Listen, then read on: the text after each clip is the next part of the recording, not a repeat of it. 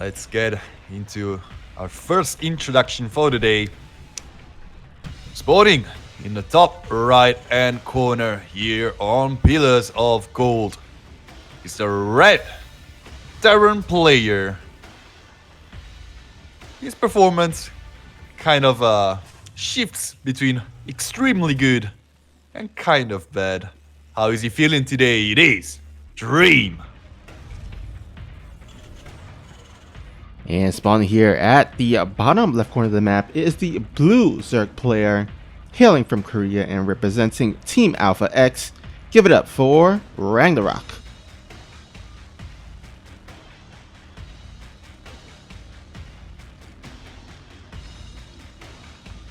This is one of the series I was expecting the most, to be honest. It's very hard to predict. It's two players who can really take each other in a fair fight.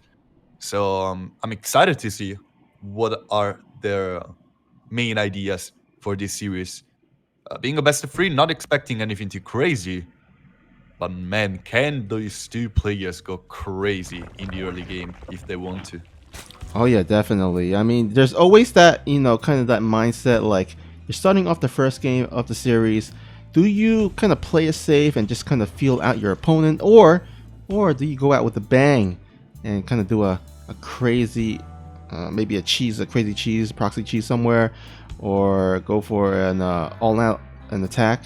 But looks like both players are going to go ahead and open up relatively standard here. Nothing too crazy. Yeah, we see the Reaper first on Drain side, with the expansion coming soon after. Just a Hatch Gas Pool on the other side. It looks perfectly standard on both sides. I highly doubt Dream can go for something crazy with this opener. Ragnarok, on the other hand, is quite well known for being able to do very aggressive builds, even when he starts off just macroing standardly, open standardly, I should say.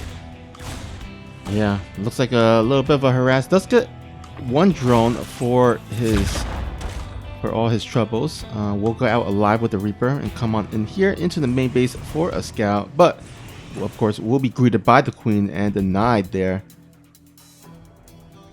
Yeah, the most important thing is the crit tumor. Crit tumor stays alive. Even losing one drone, not too much of a hassle. Of course, it is not supposed to happen, but it can happen. Losing two would be terrible. Oh my, that was a great move on Dream's side. Locking the extractor trick and getting a second drone. Good play with the Reaper here by Dream. Yeah, I mean, it seems like these days, like, players are so good with their micro that Zerg players tend to be able to not lose any drones. But this time around, getting two drones for the Reaper, a pretty good pick off there. Of course, that does kind of halt the scouting of Dream. But with these Hellions, I think he's going to go ahead and just kind of poke out and see what's up across the map.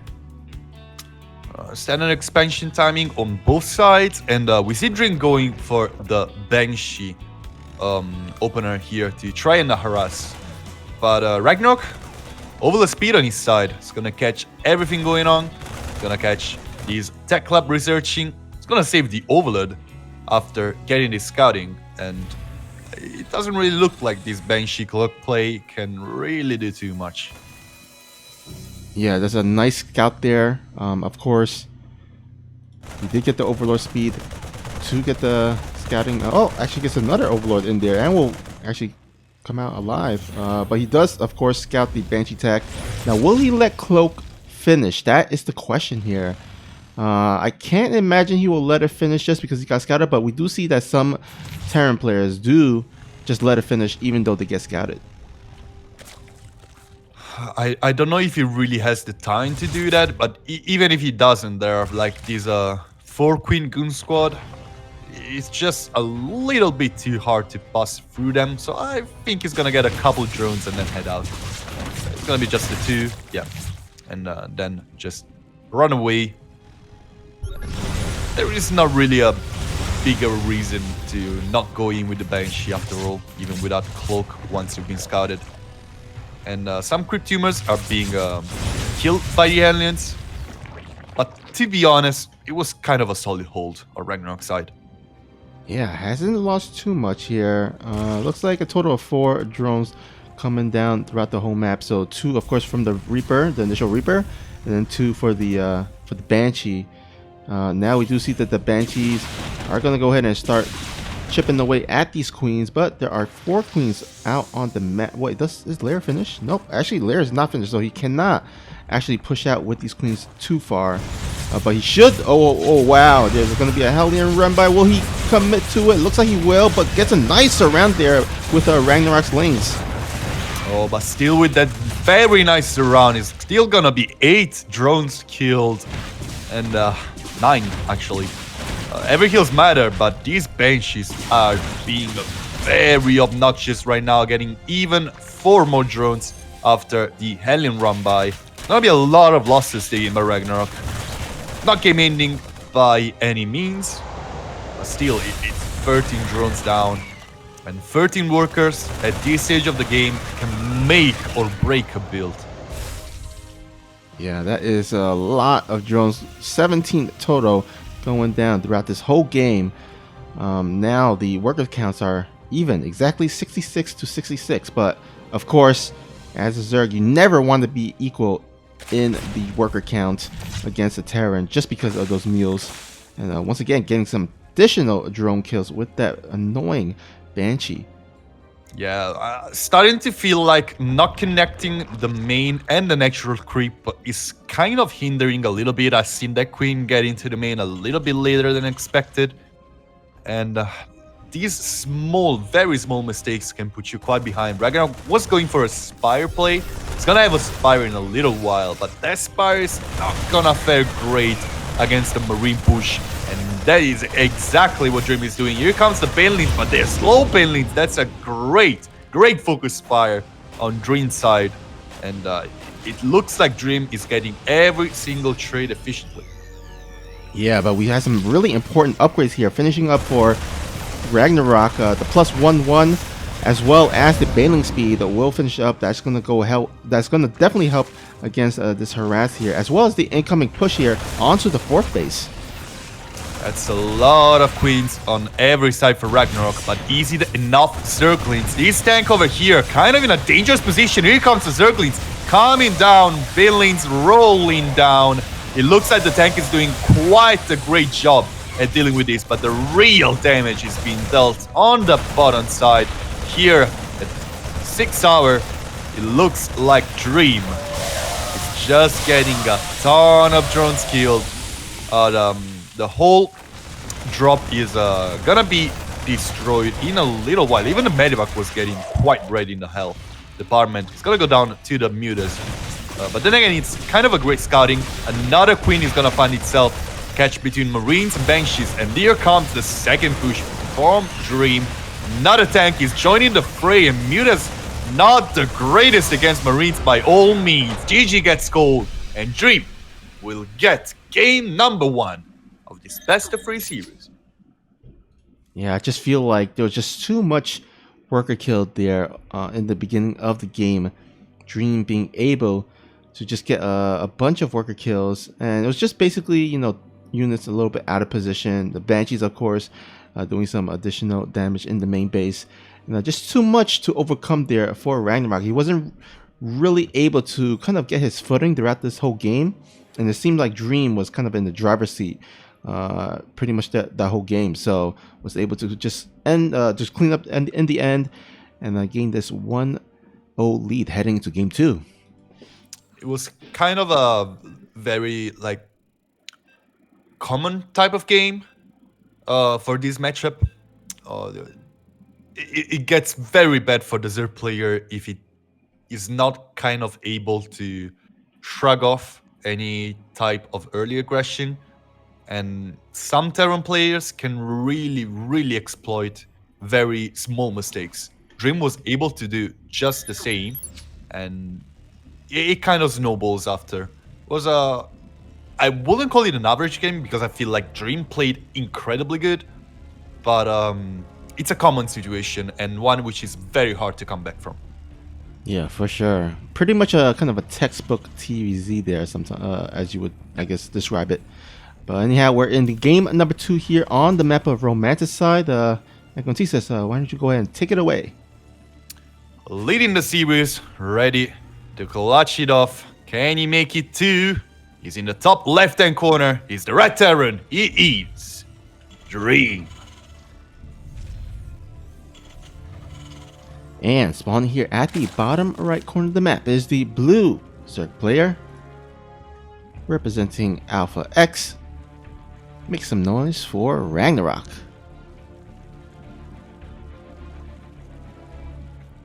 Once more, macro map for TVZ. And 2 players who can go crazy, can play standard, can do everything. And it looks like for now, they're just staying strict to the plan, playing standard. Possibly the best idea you can have on a map as big as Romanticide. Do you think Dream is going to go for that same kind of Hellion into Banshee with the cloak? Getting a scouting in Romanticide is quite tricky. The main base is kind of huge. I see good reasons for him to go for that build again. But in a best of 3 as well, where you have less time to adapt to your opponent's playstyle, most of the times, if it ain't broken, don't fix it, is the golden rule. But Yeah. I can also see Dream deciding to play a little bit more hold back on a map such as Romanticide. I can see both things happening. It's I'm not too certain what to predict here. I guess we'll see. In the meantime, the Reaper will make its way across the map. Let's see if it can get the same 2 or more drones like it did in the last game. I'd imagine that Ragnarok will fix that and not lose any drones, but does lose a link there. Yeah, it's always not great to lose the lane. Oh, one of the drones is very ready now. He's gonna go down. Another pretty nice play from Dream with the Reaper. It looks like he's gonna survive as well. Oh, maybe not. Oh, maybe he does. Oh, my. Well, he had a dream that he was going to survive this ordeal, and he did. Will he get... Oh, get another denied there. Oh my, these things are so slippery. Yeah, nice try, Dream. He's still gonna get a 1 link and 1 drone. And as we've seen in game number 1, every single bit of damage kind of snowballed. So I can see Dream being kind of happy with the result of his Reaper plays. Yeah, gets out alive, gets the 1 drone as well as a single link as well. I think Dream will definitely take it. In the meantime, though, Ragnarok did scout what Dream was going for that 1-1-1 build. Unfortunately, he did not go deep enough to actually scout that early 3rd command center, so he won't be able to scout that in the meantime. But I think at least scouting what the opening build here for Dream should kind of let him know what he should be prepared for. It's gonna be Viking first from the starport. It can still be Banshee. It's less common. But of course, the Viking will prevent a lot of scouting. It's not gonna be Banshee. Steam gets started right now. This is pretty much what every Terran who's not Grandmaster in StarCraft should do every single game. This is the perfect, just average standard opener in this matchup. And Dream is one of the most solid players when it comes to just straight up early bio. So kind of want to see where this will lead us to. On the other side, Ragnarok did not go for overload speed again. So it's gonna be a little bit more of a,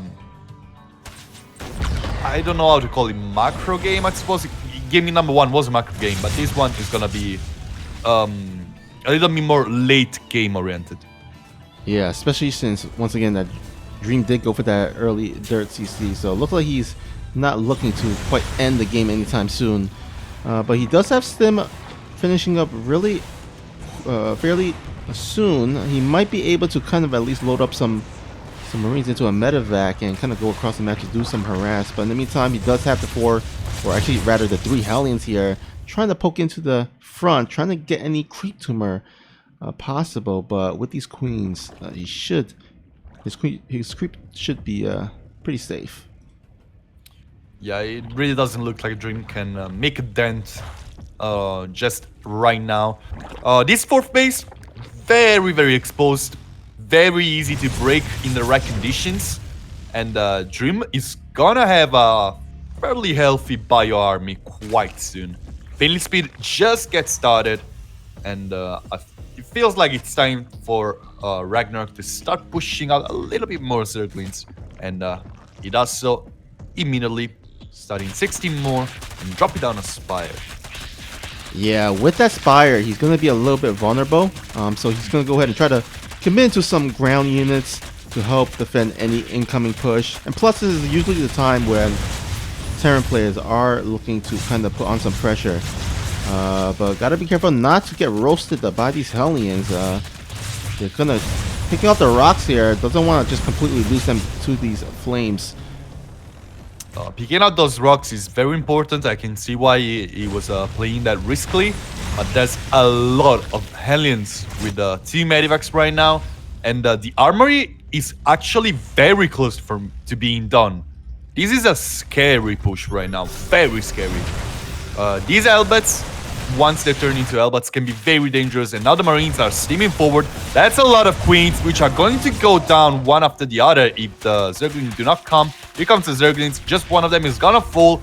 The rest of the Marines is gonna get healed by these Medivacs. But the tank is already sieged up. And there's also a bunker next to the tanks to prevent them from being too scarred. The other rocks were not cleared. A very good focus fire on Dream's side. Not gonna lose many Marines. And Ragnarok bought enough time to have +1/+1 done. But man, this is getting kind of scary with the reinforcements coming up. Oh man, that's a lot of Zerglings trying to clutch on reinforcements. Not gonna get anything done, sadly.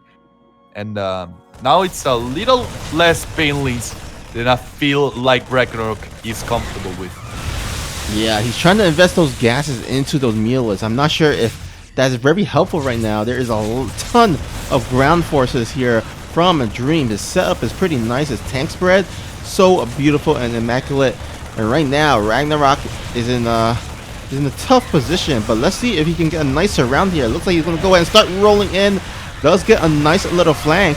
And does actually clean up the majority of these tanks. But a lot of these Banelings are wiped away. And there's a couple of Marines left over. Medivacs are out of energy, so this game is not over. Oh, or maybe it is, but you know what? It was kind of a good hold for what he had at the moment. These mutas are being very obnoxious with Medivacs not having a lot of energy. Every single damage is permanent, and mutas do a lot of damage. A Steam! That was a very brave Steam, Dream. A Steam I would never do. And those Marines, very ready now, are gonna be forced to withdraw to the reinforcements. But that's another tank, another bunch of Marines, and that's a lot of Marines. Banelings come rolling past, but their focus fire down, and Dream will win yet another fight. A lot of drones are falling, a lot of queens are falling.